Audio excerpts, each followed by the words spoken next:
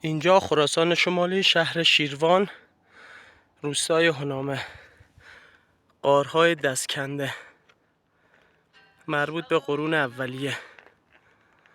با ما همراه باشید تا بریم بالا از نزدیک بگیریم.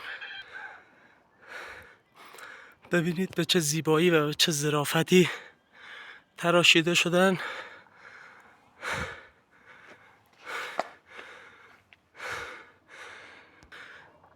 خب کم کم رسیدیم، اینم داخل.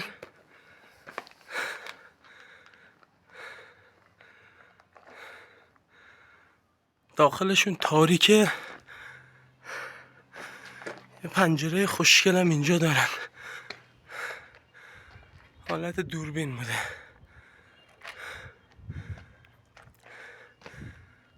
به به، ماشاءالله به این معماری.